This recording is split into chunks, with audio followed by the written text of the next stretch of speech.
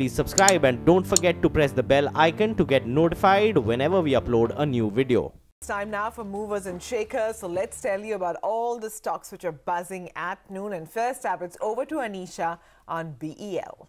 Well, yes, Samira. Hi. Actually, Jefferies has written a report on the engineering and construction segment, and they say that they like L&T, ABB, Voltas KEI, they are their top picks. Remember, Voltas comes out with numbers later today, and even ABB is expected to come out with numbers tomorrow.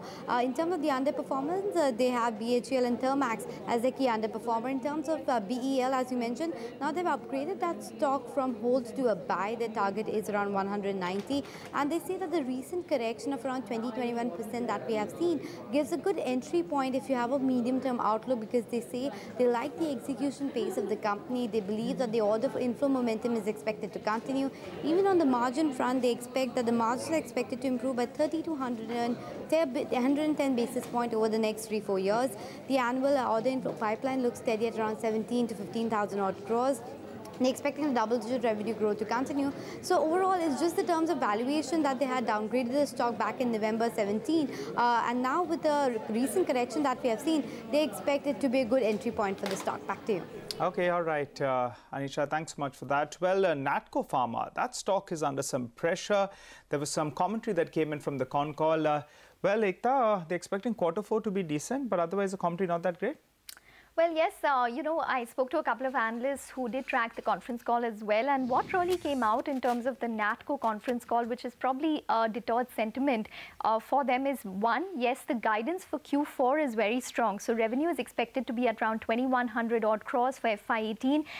Compare this to 9 months revenue at around 1,434 crores and a profit of around 700 crores. And compare this to around 395 odd crores that they've done for 9 months. So Q4 is supposed to be very strong for Natco, and that would be based on the fact that Tamiflu generic, which is a flu drug in the US that they're selling, would really add in terms of numbers for the US. But the stock really got impacted because of the commentary which took place on Copaxone generic, a multiple sclerosis drug which they've launched in conjunction with Mylan.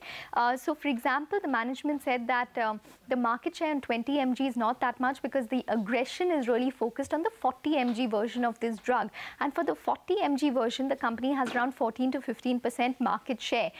They are expecting incremental competition to come in, so they expect around 2 more players to come in for Copaxone, one in the first half and one in the second half of 2018. They cannot really comment in terms of what the pricing scenario would be for a drug such as Copaxone in FY19.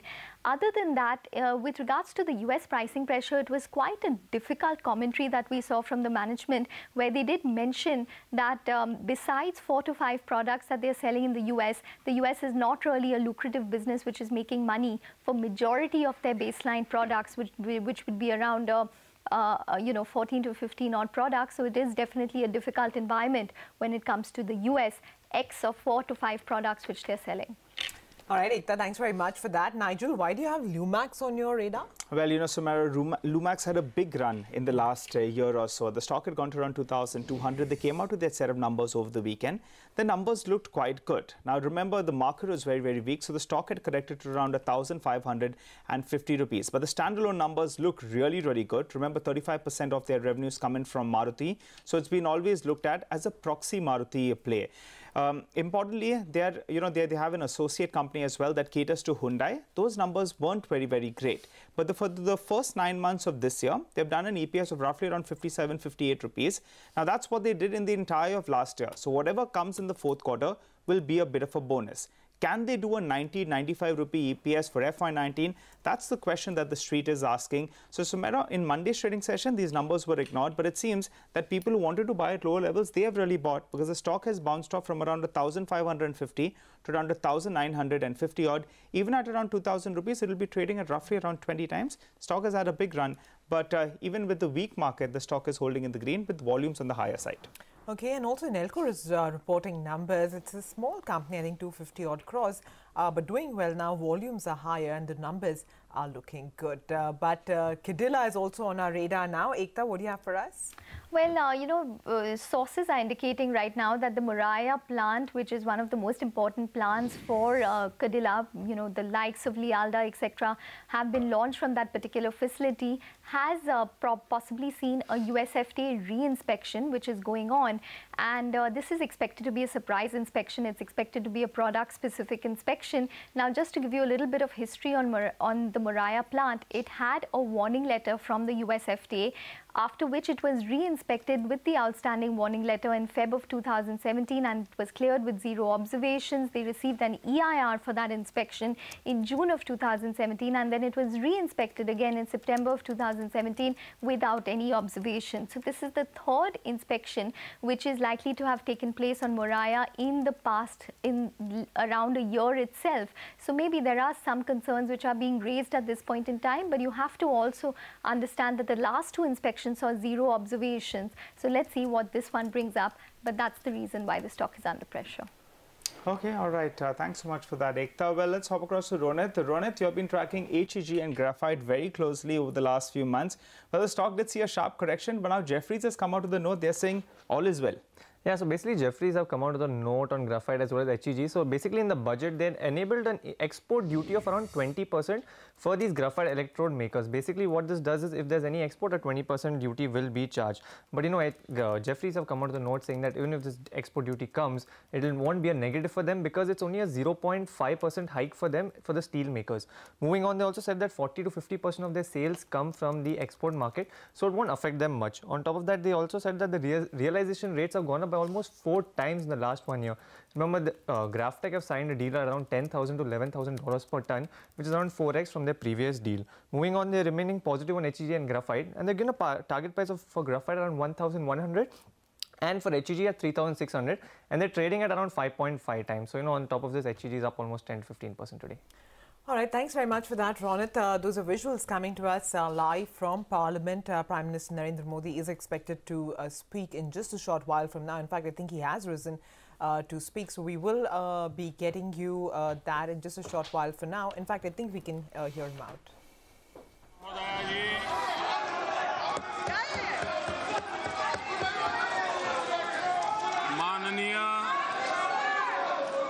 राष्ट्रपति जी के अभिभाषण पर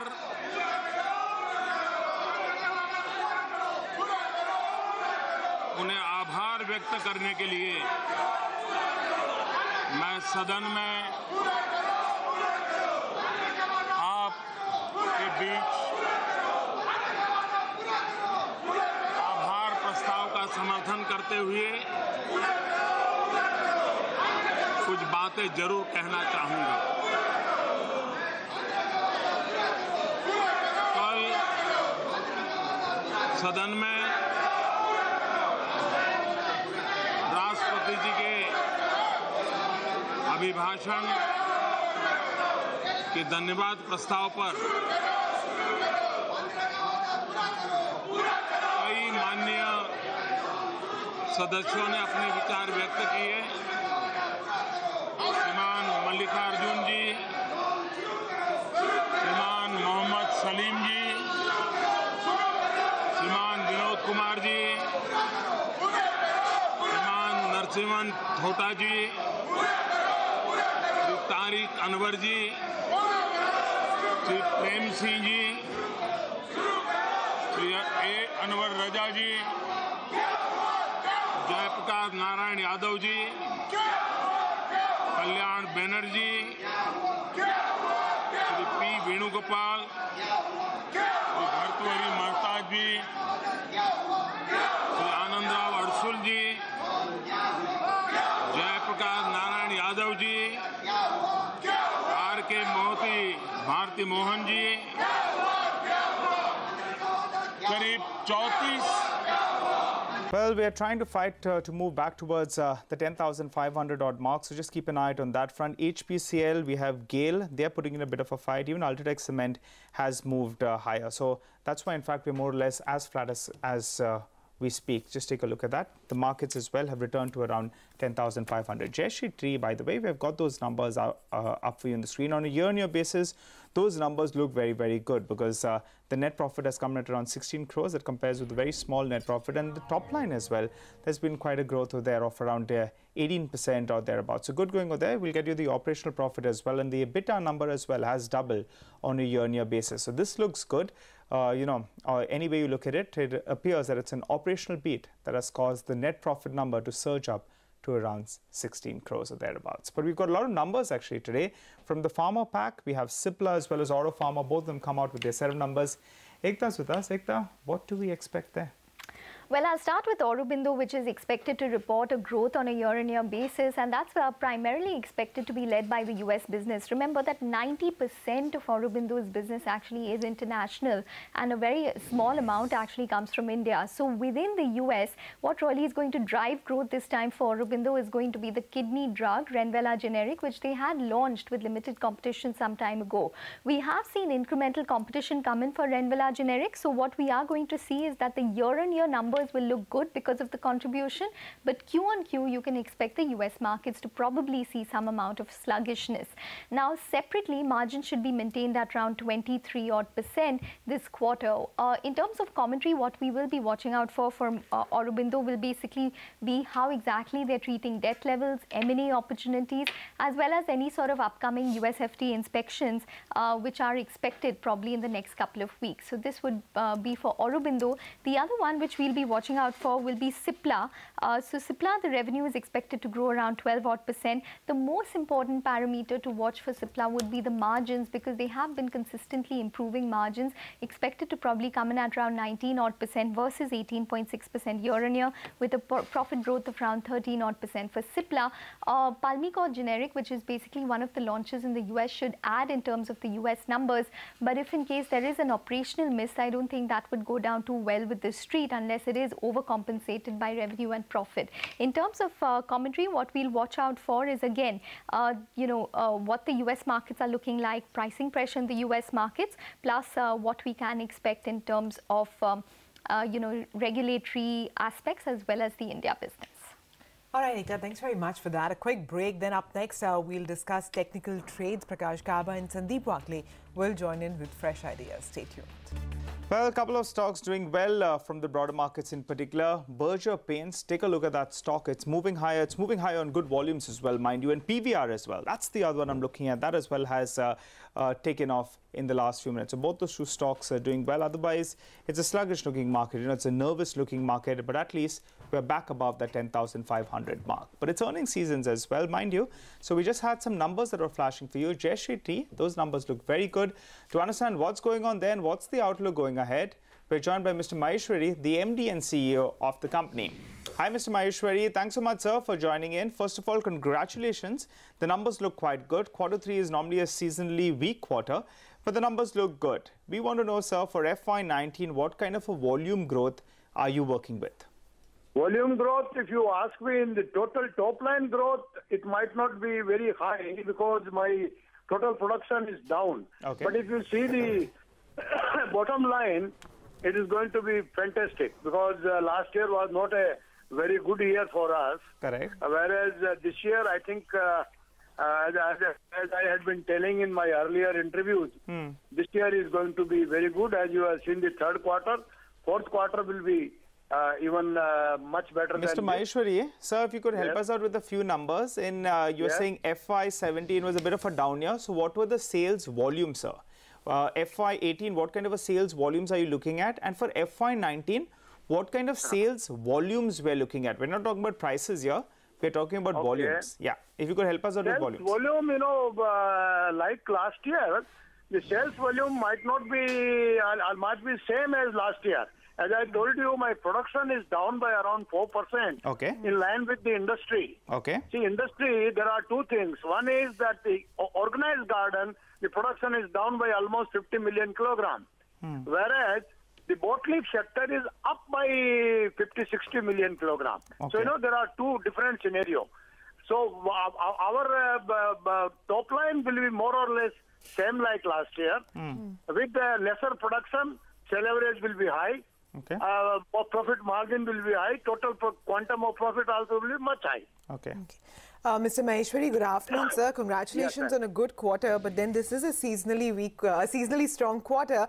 Going ahead now, could you tell us what are the price trends looking like, what they've been in Q3, and also what's the inventory that you currently have?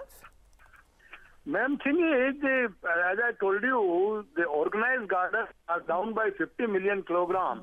That would mean that there is a big shortage of good quality tea. So good quality tea, as the season starts now, should open at least 30 to 40 rupees higher than last year.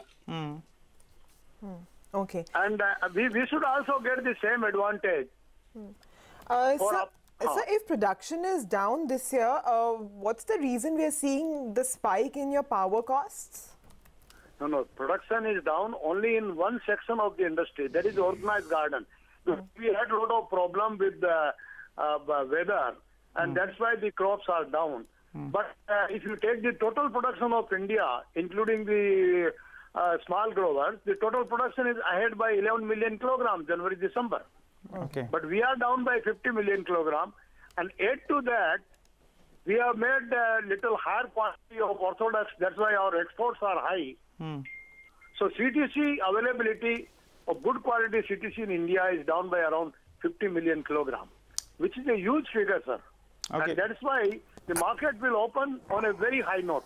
All right. So you're saying production numbers will not be good. So because of that, we are likely to see a bit of a spurt in terms of prices. That's the understanding that we have. All right. So you're talking about exports. Currently, how much does exports constitute out of your total revenues?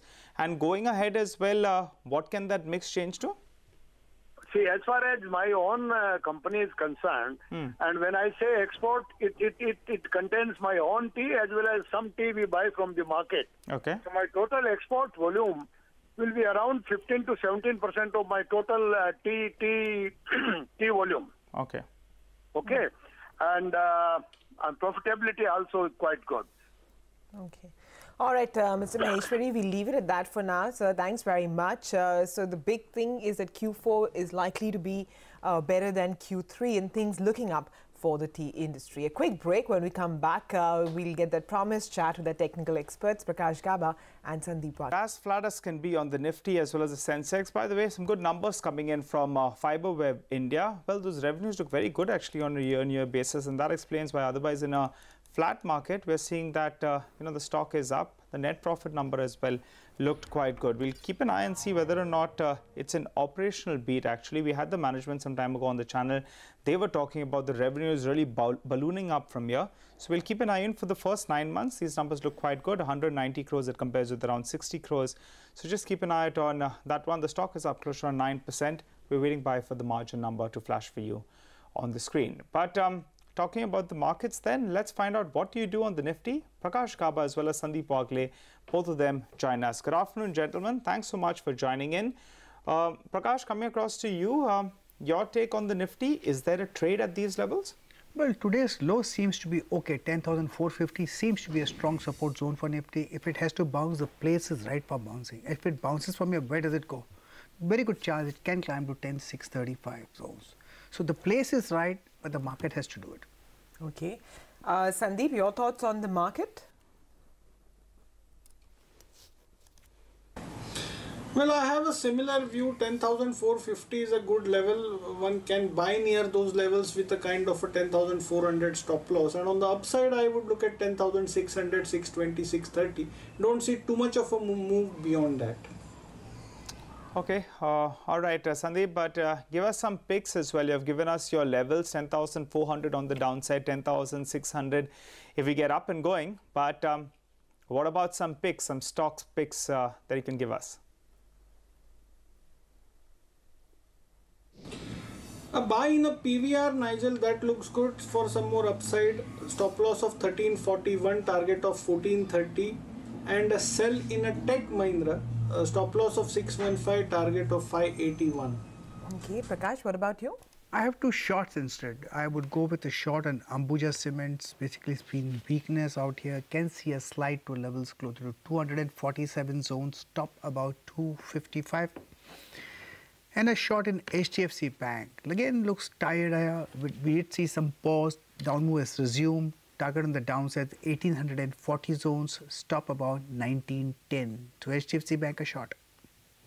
Well, the market mildly in the green now. The mid-cap index though up 130 points. Well, this afternoon, what we're waiting by for is the Reserve Bank's monetary policy review that will be held. Our coverage begins at 2 p.m. So do remember to stay tuned in then. A CNBC TV18 poll suggests that the RBI's Monetary Policy Committee will hold fire this time as well. Ritu Singh joins in with the highlights of that poll. Ritu. Well, the bond markets and as well as the banks have already signaled the end of the rate cut cycle, and that is what our poll predicts. The Monetary Policy Committee will also do on the 7th of February. 100% said they do not expect any action on the repo rate front. In fact, we asked them what action they see for the entire calendar year, and 40% believe that the rates will be left unchanged at 6% throughout 2018, but 60% believe that with the risks to inflation rising, there is a chance of a 25 basis point hike in the second half of this year. We also asked them the statutory liquidity ratio, if any change is expected, but none of the respondents expect any change on SLR. On the macro, however, the street was more divided as far as the FY18 GVA forecast of 6.7% is concerned. 50% of the respondents believe that it will be left unchanged, but the other half believe that it will be left unchanged, but the other half believed it could be lower to match the CSO estimates. On inflation as well, this 4.3 to 4.7% forecast for the second half of this year, a majority believe will be raised given the threat to inflation from rising crude oil prices, as well as the government's promise to increase the minimum support price can both impact inflation in the second half of this year. For FY19, 90% believe the range will be left unchanged for now, but there could be revision later when more data emerges. We also asked them what the stance of the policy will be. 100% said they expect RBI to maintain the neutral stance. And lastly, we asked them the statement itself, will it be more hawkish or dovish to the previous policy? The majority believes that given the risks to inflation, it will definitely be more hawkish than what we saw in the previous policy. All right, Ritu, thanks so much for joining in and giving us those details. But on that note, let's hear out what the top bankers they're expecting. I don't expect any rate change, but yes, rates will go up. When the monetary policy rates go up, we don't know, but I think the deposit and lending rates, you are already seeing some increase in the market rates already. I'm certainly not expecting a rate cut, and I'm not expecting a rate hike either. And it's very hard to predict when that will happen. There is an expectation that while inflation fears are there right now, some of that could moderate a couple of quarters from now. So I'm sure RBI will be watching all of that. I don't expect a rate hike. There are factors for and against, the US interest rate going up, potential inflation, etc. But on the other hand, there is also a desire that the rates must be kept at a level which will promote economic growth. Let's see how that plays out. Okay, so by and large, the expectation is that it will be a status quo policy. Key, of course, will be to watch out for the commentary there. All right, we're at least trading in the green, holding on to that 10,500 odd mark. By the way, Ipca Laboratories, those numbers look quite good. The street likes it. The top line, there is a growth, but the margin expansion is something that the street likes because the EBITDA is up by close to around 50% on a top line growth of, not as much as that, telling you that the margins have expanded by around 450 basis points or thereabouts. So that gets a thumbs up, and that explains why, in fact, the stock is spiking up. But as promised, we're shifting focus from equities. We're going to talk about commodities and currency space. Manisha Gupta is with us. Hey, Manisha. Hi, Nigel. This is a sector where you also have seen gains come back today. We are gaining ground, as it says, especially because of the pause that the equity markets in the global space have seen some stability come in, and that really seems to be helping the commodities. I actually want to talk about the gold and silver prices because we saw the World Gold Council data came in this week, which shows that they are expecting 700 to 800 tons of imports into India in this year as well. And you also have seen prices take a support. So with the kind of lows that we were trading yesterday, from there definitely has been a pickup that we have seen. Of course, there are contradicting fundamentals that this space is looking at. One, a lot of global banks, brokerages have the view that the global equity markets have been overstretched, overvalued, and that in turn perhaps could support the gold and silver prices. If you look at the physical buying in the Asian markets, India and China, that is expected higher. The higher crude oil prices would mean higher inflation, the monetary policy changes from global central banks, and of course the geopolitical flare-ups. All of that is something that this year would watch into, and most people feel that 1320 is a kind of level in the global markets where gold prices could see some support. On your screens, it's a good 0.5% of gain that we have seen come in for both the precious metals. It also should take a look at the crude oil prices, where after 3 days of decline, we have seen some support come back in. So the Asian markets actually have seen 0.5% of gains onto that one. The Indian markets trading very flat, and that's because of the rupee calculation as well, which has seen some appreciation come in. Remember, today is the US weekly inventory data, and after 10 weeks of decline in US inventories, last week actually saw some build-up coming in. There's an expectation that this week might see the US inventories see a decline, and that in turn, of course, has been supportive. Important to watch is that markets are looking at the US output increase, and it also has to do with the US dollar movement. That, of course, would impact the prices. Dharmesh Bhatia then joins us to give us strategies on both of those sectors. Dharmesh, hi, let's talk about the gold and silver prices first. What is your sense on that? The kind of gains that we have seen, do you see it sustaining? Good afternoon, Manisha. Regarding the bullion pack, market is really in range bound, but overall sentiment is still not so bullish as such. After the sharp equity dip, the market shows some kind of a pullback rally in equity. So definitely the money shifting has been shifted to equity again.